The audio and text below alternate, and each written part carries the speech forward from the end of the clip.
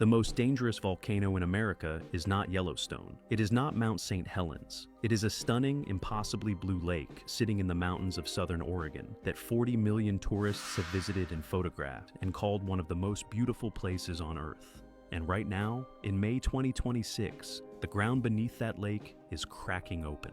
Seismic monitors are detecting readings that have put the United States Geological Survey on emergency alert status. 712,419 Americans are inside the projected danger zone, and scientists are asking a question nobody wants to answer. Hi, my name is Daniel, and this is Natural Disasters. What is Crater Lake? And why you should be terrified to understand what is happening right now? You need to understand what happened 7,700 years ago, and I promise you, the history is more terrifying than anything Hollywood has ever put on a screen.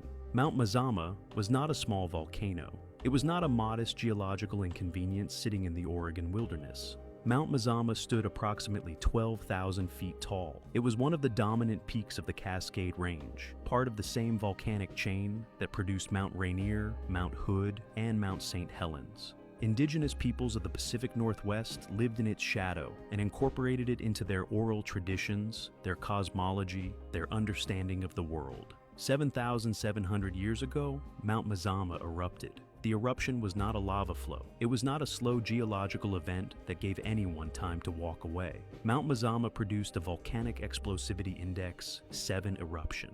To put that number in context, the 1,980 eruption of Mount St. Helens, the eruption that killed 57 people, flattened forests across 230 square miles, and sent ash across 11 states. That eruption was a VEI 5. Mount Mazama's eruption was 100 times more powerful, 100 times. The eruption ejected approximately 40 cubic miles of volcanic material into the atmosphere.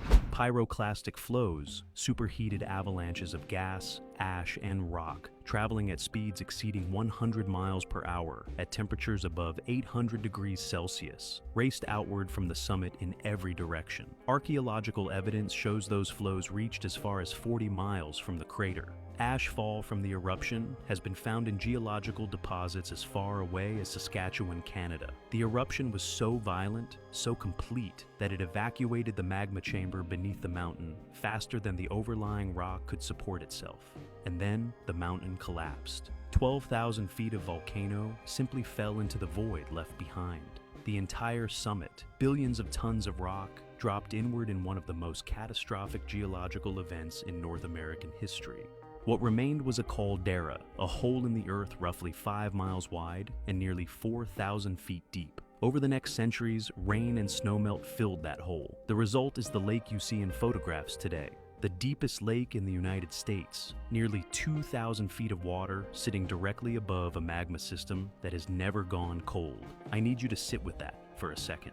Because right now, in May 2026, that magma system is doing something it has not done in recorded human history. And the crack that just appeared along the caldera floor is the reason 712,419 Americans are on critical danger alert tonight. The event, what just happened in May 2026, May 3rd, 2026, 4:17 in the morning, Pacific Standard Time.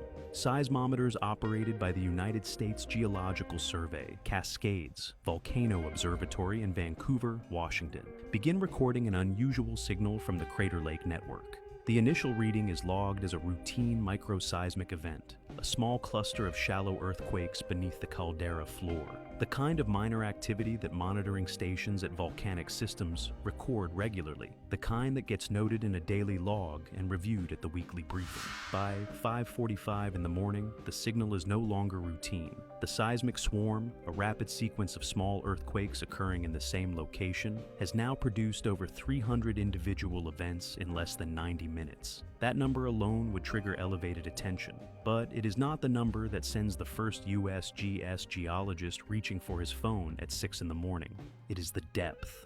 These earthquakes are not occurring at the shallow hydrothermal levels where routine caldera activity typically originates. They are occurring at depths between 4 and 7 kilometers beneath the caldera floor. That depth range means one thing to a volcanologist. The signal is originating from the zone directly above the magma reservoir.